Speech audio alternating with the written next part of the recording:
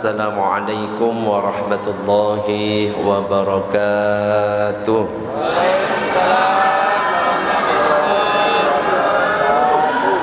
Bismillah walhamdulillah wassalatu wassalamu ala rasulillah Sayyidina Muhammad ibn Abdillah wa ala alihi wa sahbihi wa man walah.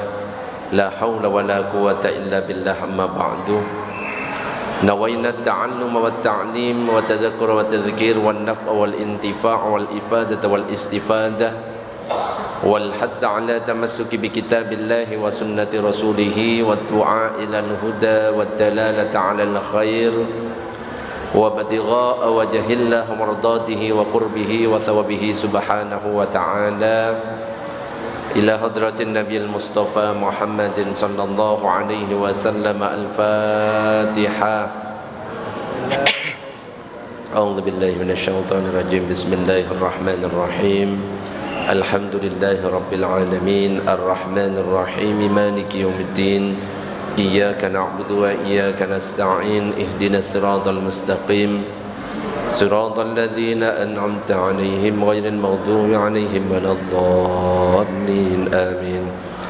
Para jamaah, Bapak Ibu yang dirahmati oleh Allah, alhamdulillah pada kesempatan malam ini kita bisa berkumpul di Masjid Nurul Huda Masangan Wetan. Ibu-ibu saya lihat kok tambah banyak, padahal jauh-jauh ini kalau dilihat. Tapi enggak apa-apa, mudah-mudahan istiqomah semuanya. Nggih Bu, nggih? Enggak apa-apa. Bapak-bapaknya juga mudah-mudahan istiqomah. Amin ya rabbal alamin. Karena memang tujuan kita hadir di majelis ilmu setiap Selasa ini tujuannya hanya ingin menuntut ilmu. Dan menuntut ilmu ini semuanya tahu, talabul ilmi faridatun ala kulli muslimin wa muslimatin. Mencari ilmu hukumnya wajib bagi laki-laki ataupun perempuan kalau mengaku dia Islam. Tetapi terkadang ada orang yang semangat menuntut ilmu, pagi berangkat, malam pulang, tapi ternyata nggak dapat apa-apa, pulang sia-sia, nggak mendapatkan ilmu yang manfaat. Dan ini pernah diceritakan oleh Syekh Az-Zarnuzi, penulis kitab Ta'limul Muta'allim. Beliau pernah mengatakan, dulu di zamanku, kata beliau, banyak orang yang menuntut ilmu, berangkat pagi, berangkatnya pulangnya petang, semangat sungguh-sungguh, tapi ternyata nggak mendapatkan manfaat dari ilmunya. Yang dimaksud dengan ilmu manfaat ini adalah ilmu yang bisa mengantarkan seseorang kepada ketaatan kepada Allah. Kita lihat banyak sekarang orang pinter nyari ilmu sampai S1, S2, S3, doktor, profesor, tapi ternyata tidak mendekatkan kepada Allah Subhanahu wa taala, berarti ilmunya tidak manfaat. Tapi meskipun lulusan SD ataupun enggak sekolah, hadir ke dalam majelis, kok ternyata hadirnya ke majelis dengan berkahnya hadir ke majelis malah tambah taat kepada Allah, itu berarti ilmunya manfaat. Mudah-mudahan yang hadir di sini semuanya membawa ilmu manfaat nanti. Amin ya rabbal alamin. Tapi tentunya salah satu cara supaya ilmu yang kita dapatkan ini manfaat harus penuhi syarat-syarat ketika kita menuntut ilmu. Makanya dalam kitab Ta'limul Muta'allim itu disebutkan sebuah syair, ala la tanalul ilma illa bisittatin sa'umbika am majmu'iha bibayanin dukain wa hirsin wastibarin wa bulghatin wa irsyadi ustadin wa tuli zamani. Ada yang hafal? Dapat hadiah. Hafal? Oke, boleh, silakan. Gak apa-apa, bebas, pokoknya sehafalnya yang saya bacakan. Ada mic, kasih mic.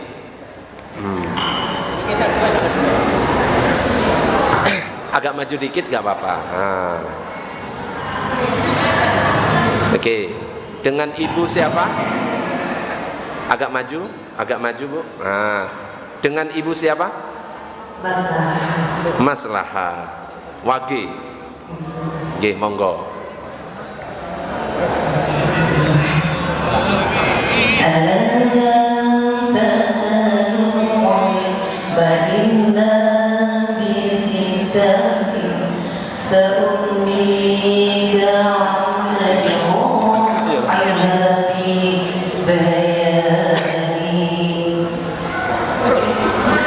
Lanjut.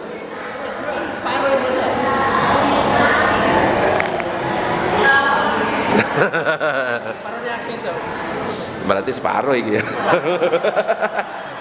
Lanjut. Zukain.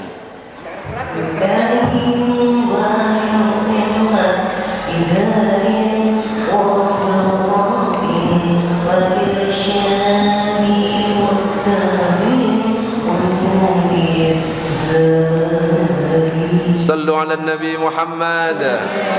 Pak Herman, kasih hadiah Pak Herman. Yes. Ibu maslahah wage. Coba bayangkan, jauh ndak? Lumayan, untuk ibu-ibu jauh. Yes. Ala la tanalul ilma illa bisittatin sa'umbika amma jamu'iha bibayani dukain wa hirsin wa istibarin wa bulghatin wa irsyadi ustadin wa tuli zamani. Maksudnya apa? Ingatlah, tidak akan kalian mendapatkan ilmu yang manfaat kecuali kalian itu memenuhi 6 syarat. Apa 6 syarat itu? Yang pertama adalah dukain, cerdas. Yang kedua hirsin, semangat. Yang ketiga wastibarin, sabar. Yang keempat wabulghatin, biaya. Yang kelima wa irsadi ustadin, petunjuk ustad. Yang keenam wa tuli zamanin, zamannya lama, panjang.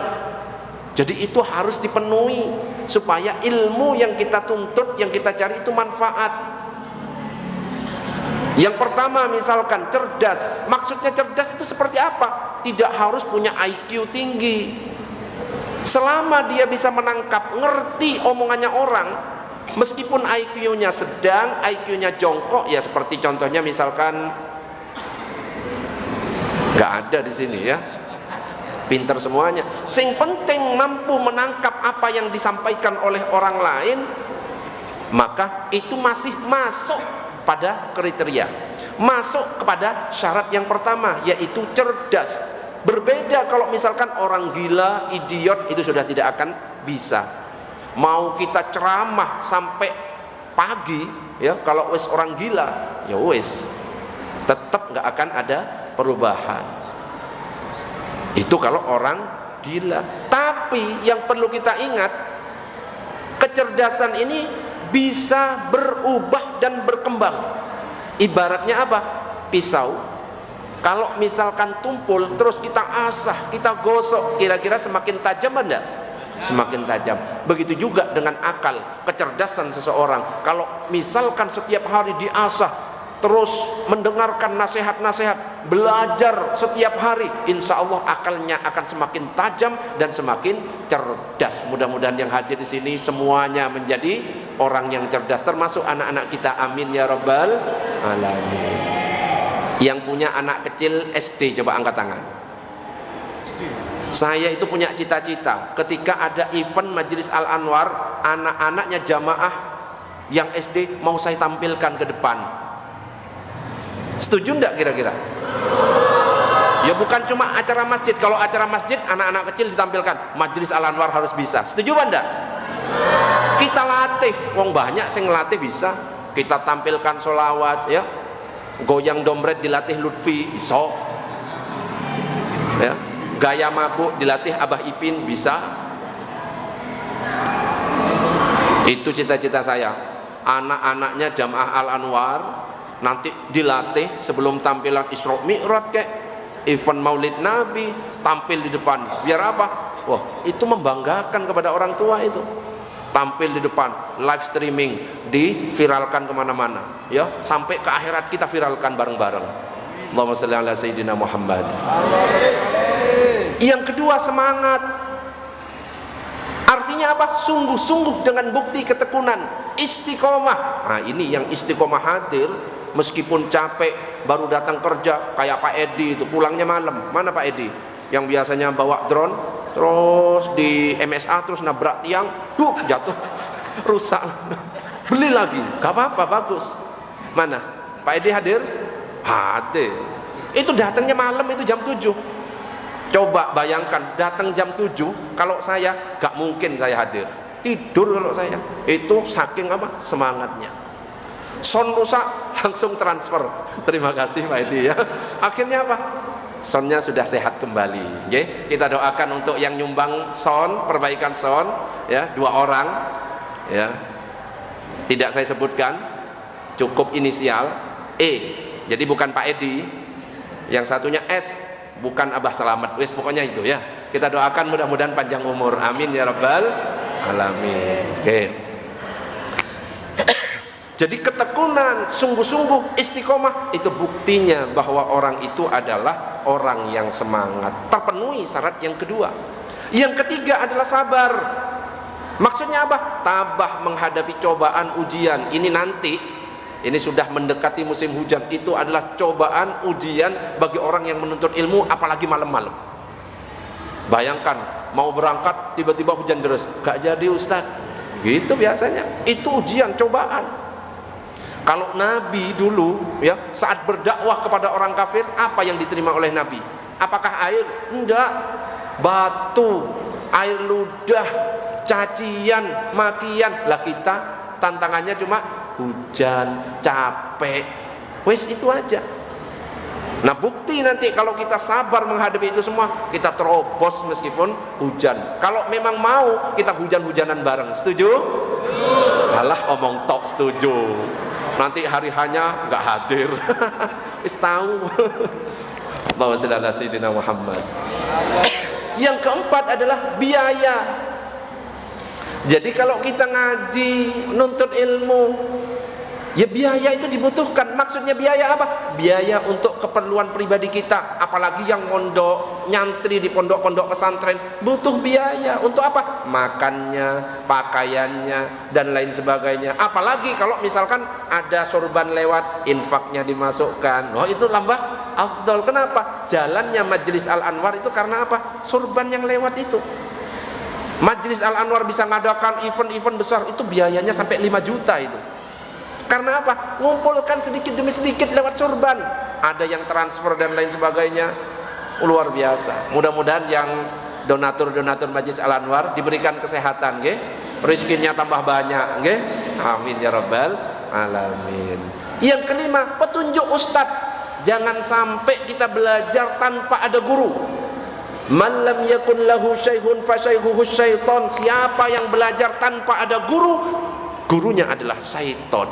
Hati-hati.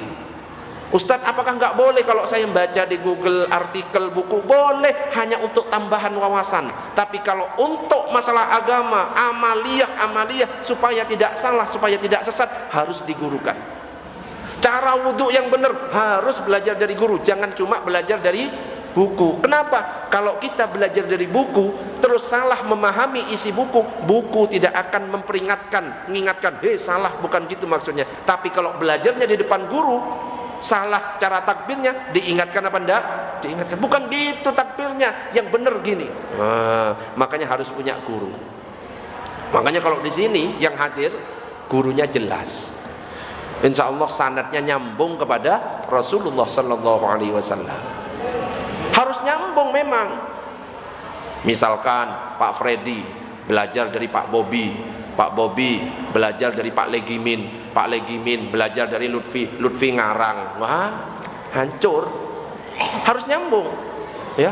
Jadi nyambung terus dari ini ke ulama ini, ke ulama ini, ke mazhab, ke Imam Syafi'i, Imam Syafi'i ke Imam Malik, Imam Malik ke tabi'in, tabi'in ke tabi'ut ke sahabat Nabi ke Rasulullah, Rasulullah ke malaikat Jibril, malaikat Jibril ke Allah Subhanahu wa taala. Harus nyambung. Abah Ipin misalkan belajar ke Kiai Aziz, nyambung itu ke para habaib, habaib terus. Harus istiqomah, punya guru. Dan kalau misalkan ditanya siapa gurumu, jelas. Kalau nggak punya guru repot, siapa gurumu? Saya belajar langsung dari Google. Wah, nggak bisa. Nggak bisa. Dan yang keenam, watuli zamani. Orang yang menuntut ilmu itu butuh waktu yang lama. Nggak bisa tiba-tiba langsung hafal, tiba-tiba faham. Nggak bisa. Belajar memang butuh waktu yang lama. Dan tidak ada kata terlambat untuk belajar. Umur 70 nggak ada kata terlambat untuk belajar. Lah saya bisa ngomong seperti ini memangnya pas langsung bisa? Enggak. Saya waktu ceramah pertama kali gemeter semuanya. Saya ngafalkan ayat Al-Quran, ngafalkan hadis ketika maju. Akan disampaikan oleh Ustadz Anwar Musaddad. Assalamualaikum warahmatullahi wabarakatuh. Blank. Oh, awalnya memang gitu. Dan memang perlu belajar. Dan nggak tahu kenapa kok tiba-tiba ya sekarang kok bisa sendiri. Ya ini karena mungkin kalau menurut saya ini berkah doanya ibu saya. Doa ibu saya dari saya lahir sampai sekarang tetap sama, tidak berubah. Kalau pengen tahu WA apa doanya, doanya sama sampai sekarang permintaannya. Makanya kalau saya baca buku satu lembar cuma lihat itu langsung ya nggak hafal. Harus dihafalkan baru hafal.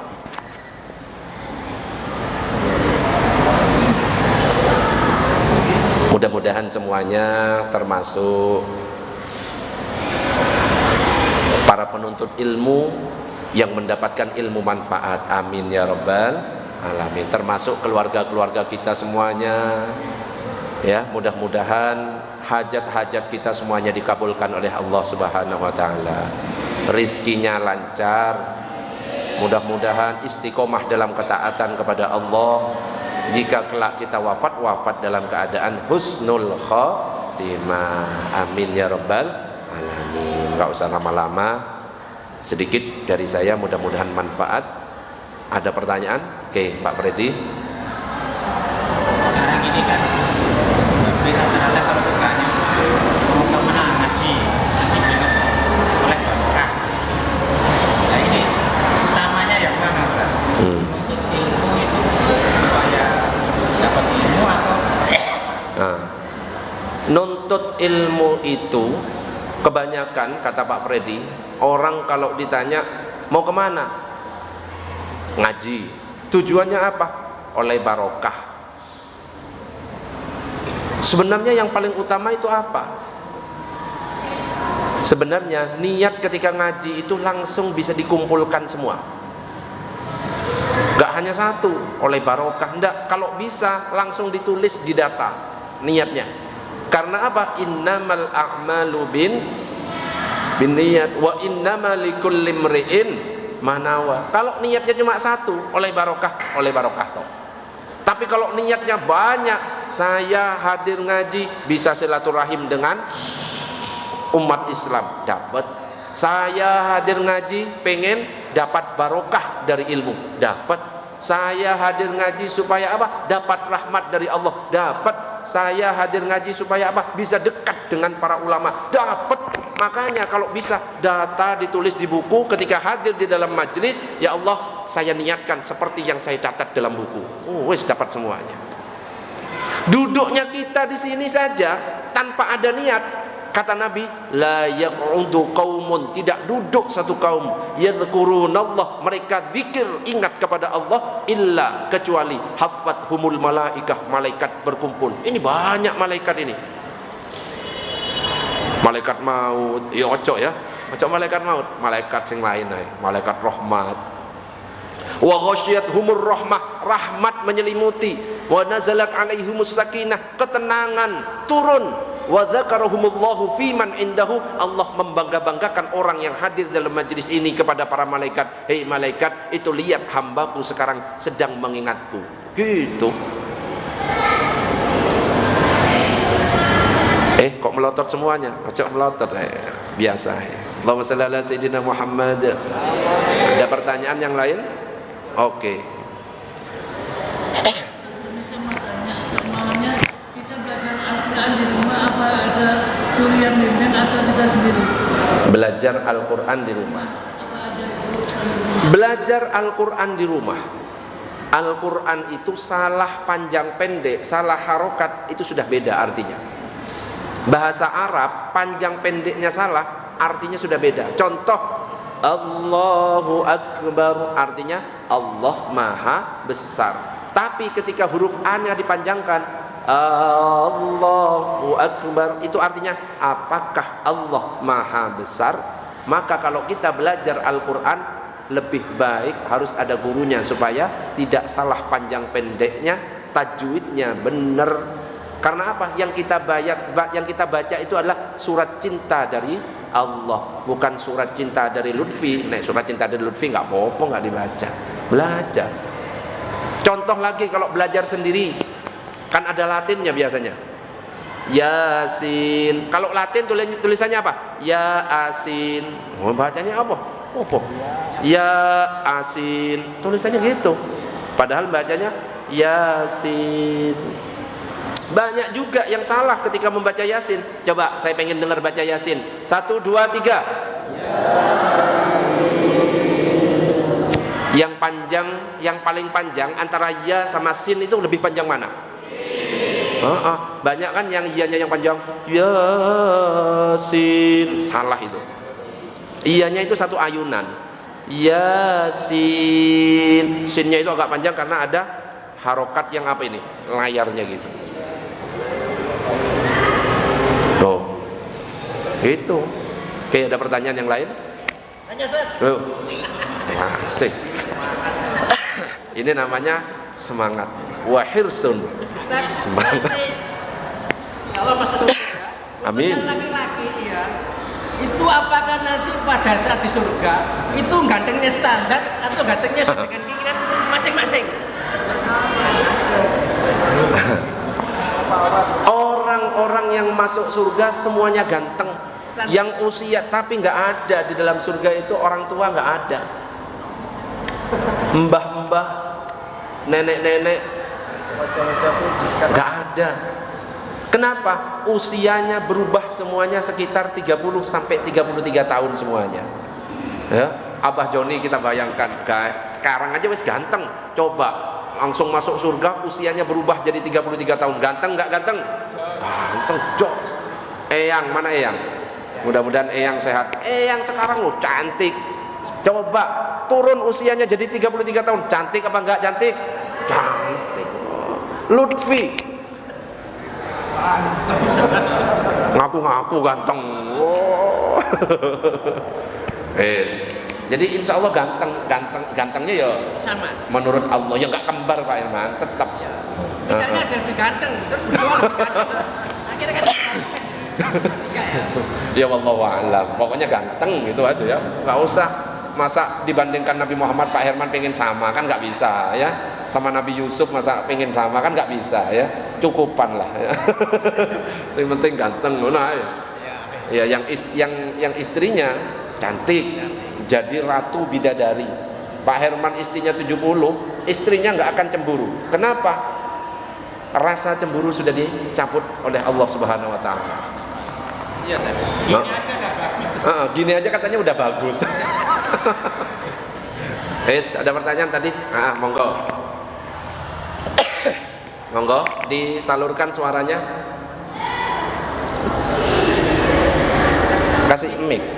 Ibu Maslahah minta tolong didengarkan terus disampaikan, nggih. ini mic.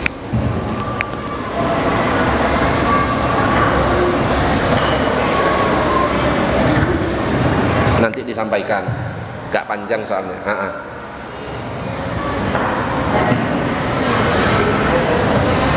Assalamualaikum warahmatullahi wabarakatuh. Oh, nyampe. Waalaikumsalam warahmatullahi wabarakatuh. Semoga Ustaz dan jamaah selalu sehat dan selalu dalam. Amin ya rabbal alamin. Apa Ustaz, saya ingin bertanya, bagaimana cara setiap agar kita senantiasa istiqomah dalam menghakimi majelis-majelis yang seperti ini. Pada waktu itu, Ya, matur nuwun. Bagaimana supaya kita bisa istiqomah hadir ke majelis-majelis ilmu? Salah satu caranya berteman dengan orang yang istiqomah. Coba saya tanya langsung buktinya. Pak Herman bisa istiqomah karena apa? Pertama karena Allah, kedua karena pertemanan. Nah, yang pertama karena Allah, yang kedua karena pertemanan. Dulu Pak Herman nggak kenal saya. Setelah kenal saya, tak WA-i terus, diajai terus sama Pak Freddy untuk hadir. Akhirnya istiqomah apa enggak? Istiqomah meskipun terpaksa. Tapi memang setiap orang kalau bisa langsung hadir itu nggak bisa. Pasti diawali dengan terpaksa. Makanya kalau ada orang misalkan Ustadz saya beramal tapi nggak ikhlas, apa saya lanjutkan atau berhenti? Lebih baik dilanjutkan. Karena apa? Lama kelamaan ikhlasnya itu akan muncul sendiri. Dengan istiqomahnya kita melakukan, Allah yang akan memberikan keikhlasan kepada kita. Jadi salah satu caranya Ibu berteman dengan yang istiqomah. Contoh saja, misalkan Ibu berteman dengan salah satu jamaah Al-Anwar, terus kenal, kira-kira setiap Selasa di WA enggak? Ayo Bu, hadir Bu, pasti di WA. Tapi kalau nggak ada kenalan di sini, pasti ini jadwalnya apa, mau istiqomah karena nggak tahu jadwal, akhirnya nggak bisa hadir. Makanya nanti kenalan sama jamaah Al-Anwar, gabung di grup. Jadi ketika baca info hadir, gabung di grup artinya berteman dengan saya, pasti saya ingatkan dan pasti saya info. Mudah-mudahan Ibu istiqomah, amin ya rabbal alamin. Ada lagi tadi yang angkat tangan? Yang ini dulu, monggo. Mic-nya digeser. Pertanyaan gak ada masalah.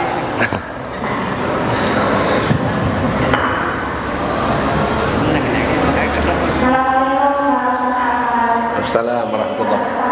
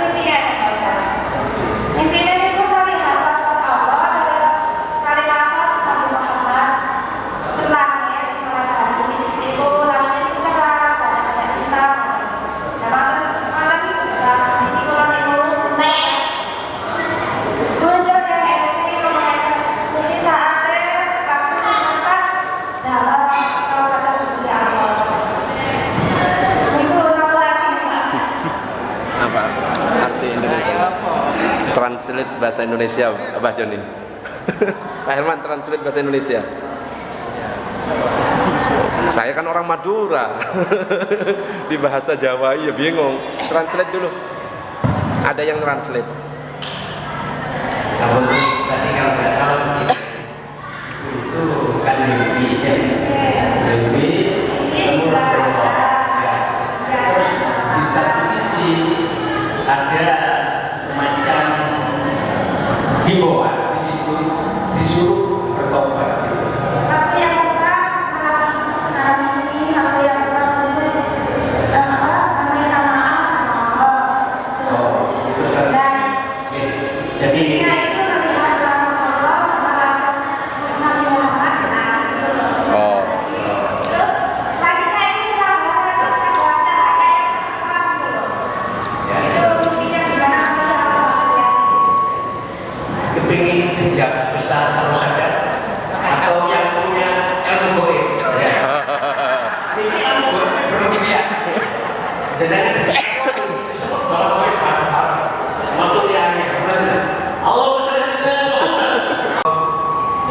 Terjemahnya apa? jadi pada malam ini dia akan Tulisannya Allah Muhammad. ya tetapi pada saat itu ya itu ada kalimat disuruh hari itu malam itu bertobat. Ya, paham. Ada dua kabar itu ya. Oke. Ada dua. Ya. Assalamualaikum. Salam. Waalaikumsalam warahmatullahi wabarakatuh. Ibu dari mana? Oh, yang tadi baru digabungkan di grup itu ya? Mudah-mudahan istiqomah. Nah, punya teman kan? Nanti diajak sama Bu Sulasih. Mana Bu Sulasih? Nah, Bu Sulasih ini temannya Bu Retno. Mana Bu Retno hadir? Hah? Pulang kampung. Bu Retno itu punya anak namanya Mbak Vero, hafal ya. Makanya kalau pengen kenalan, deketi saya, hafal semuanya, ya. Allahumma shalli ala sayyidina Muhammad. Jadi ada ilmu itu namanya tafsir mimpi. Tapi aturannya, kalau kita nggak mengerti tentang tafsir suatu mimpi, maka semua yang kita mimpikan husnudzoni. Kenapa? Husnudzon kita kepada mimpi kita itu akan menjadi doa, bahkan bisa jadi kenyataan kalau kita husnudzon kepada mimpi kita. Lah, ibu mimpi kok malah ada kayak ada dorongan untuk suruh bertaubat. Nah, husnudzoni, wah ini jangan-jangan petunjuk buat saya. Ayo segera bertobat. Apalagi melihat lafaz Allah, Muhammad, ya sudah langsung husnudzoni. Kalau mau menafsirkan, tafsirkan ke arah yang baik. Jangan-jangan saya suruh mendekat kepada Allah, suruh tingkatkan kecintaan saya kepada baginda Nabi Muhammad SAW. Langsung aja, ya. Jadi husnudzoni, ini jangan-jangan petunjuk dari Allah. Memang Allah nyuruh saya dekat kepada Allah, lafaz Allah. Kok ada tulisan Muhammad? Saya disuruh lebih meningkatkan cinta saya untuk istiqomah menghidupkan sunnah-sunnah baginda Nabi Muhammad SAW. Makanya salah satu bentuk menghidupkan sunnahnya itu hadir majelis ini. Nggih, mudah-mudahan nanti berikutnya Selasa berikutnya hadir terus. Nggih Ibu nggih? Nanti diajak nggih Bu Sulasih di WA-i terus gitu ya. Kalau di grup biasanya tak WA-i. Jadi ibu-ibu kalau yang ngelihat WA saya itu jangan bosen, nggih? Halo? Gitu ya. Di husnudzoni. Insyaallah itu petunjuk dari Allah. Apa? Supaya ibu lebih dekat kepada Allah, lebih cinta kepada Nabi Muhammad, dan mungkin Allah itu pengen ibu itu menjadi orang yang baik. Karena ketika Allah pingin seorang hamba menjadi yang baik, mayyuridillahu bihi khairan yufaqihu fiddin. Ketika Allah menghendaki pada hambanya kepada kebaikan, akan difahamkan kepada agama. Caranya Allah memahamkan kepada agama, dimudahkan hadir ke majelis ilmu meskipun rumahnya jauh. Sallu ala Nabi Muhammad. Pertanyaan terakhir, terakhir. Ada lagi lah. Terakhir. Ini selawatannya kapan?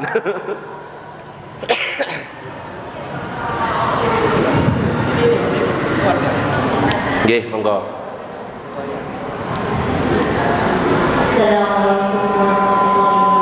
Waalaikumsalam warahmatullahi wabarakatuh. Ibu siapa? Ibu Yati. Masangan Wetan. Oh nggih.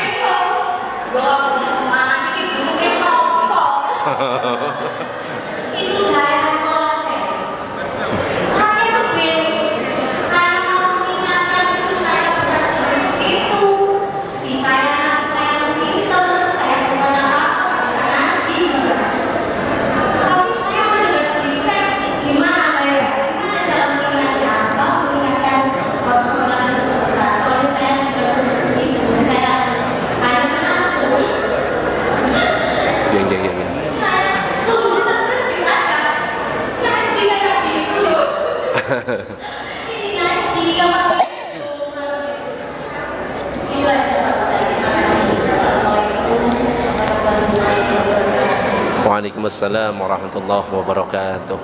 Ya. Tahu surat Al-Asr semuanya? Coba bersama-sama. 1, 2, 3. Katanya tahu. Yang innal insana. Innal insana lafi khusr illal ladzina amanu wa amilus wa tawasaw bil haqqi wa tawasaw bis sabr wa tawasaw bil haqqi wa tawasaw bis sabr. Salah satu tugas kita, cek 1 2. Salah satu tugas kita sesama saudara muslim adalah wa tawasaw bil haqqi wa tawasaw bis sabr. Saling menasehati dalam kebenaran dan saling menasehati dalam kesabaran. Kalau tahu seseorang itu melakukan kesalahan, harusnya kita benarkan, tapi jangan langsung to the point. Karena bisa jadi tidak hanya orang kampung sana, orang tua kita yang kadang-kadang yang melakukan kesalahan. Dan kita anak pengen membenarkan, gak sembarangan langsung membenarkan, malah sama orang tua kita dibilang, alah pintar, benar benda, benar. Harus ada caranya. Makanya kalau berdakwah itu gak sembarangan to the point. Cari solusi. Gimana misalkan pengen nyampaikan sesuatu kepada orang tua kita yang salah, jangan langsung lewat kita, kecuali memang orang tuanya mau mendengarkan kita, karena tidak semua orang tua itu mau mendengarkan omongan kita. Salah satu contohnya, cari orang yang disegani oleh orang tua. Kita curhat itu hanya kepada Allah, tapi boleh curhat kepada manusia kalau manusia itu bisa memberikan solusi. Kalau nggak bisa, jangan. Pasti curhatan kita akan disampaikan kepada orang lain, malah jadi omongan, digibahi. Kecuali orang itu bisa memberikan solusi, boleh curhat. Curhat kepada orang yang disegani, yang disungkani oleh orang tua. Kemudian yang menasehati adalah orang yang disegani itu. Pinter wis orang yang disegani itu, nyari situasi untuk memberikan nasihat, pinter. Gak langsung to the point. Lagi ngobrol-ngobrol, ngopi, sambil ngobrol-ngobrol, sambil dinasehati. Begitu juga dengan keadaan di situ. Misalkan ada suatu kampung kok bacaannya seperti itu, nasihati, cari yang bisa menasehati orang kampung itu. Ya, jangan langsung kepada warganya. Kalau ke warganya langsung wis ribut, nggak akan terima. Apalagi kita bukan warga sana. Cari Pak RT-nya, Pak RW-nya, Ustadz yang di situ siapa, yang disegani di situ siapa, datangi. Mohon maaf Pak Ustadz, ini kok saya tadi kebetulan di musola dengar ibu-ibu yasinan bacaannya seperti itu. Itu bukannya salah Ustadz? Oh ya salah. Mohon minta tolong Ustadz supaya enak ya, supaya manfaat bacaan Qur'annya, supaya tidak jadi siksa. Tolong dinasihati karena saya lihat bacaan panjang pendeknya benar. Nah Ustadz itu yang nanti akan memberikan nasihat kepada warganya, kepada jamaahnya. Jangan langsung kita. Jadi harus cerdas ketika kita berdakwah. Dan ingat, ketika dakwah, Islam itu adalah Islam ramah, bukan Islam yang marah. Makanya kalau dakwah jangan suka marah. Wes bercanda, sing penting masuk ke dalam hati, itu lebih bagus. Allahumma shalli ala sayyidina Muhammad. Wes kok pertanyaan terus ini, nanti sampai jam 10. Wes nanti aja ya. Sudah ya pertanyaannya? Kita lanjut selawat dulu. Masih semangat atau sudah ngantuk? Semangat ya. Coba ibu-ibu suaranya mana? Bapak-bapak suaranya, suaranya pakai selawat aja. Sallu ala Nabi Muhammad. Sallu ala Nabi Muhammad. Biar gak ngantuk, selawatnya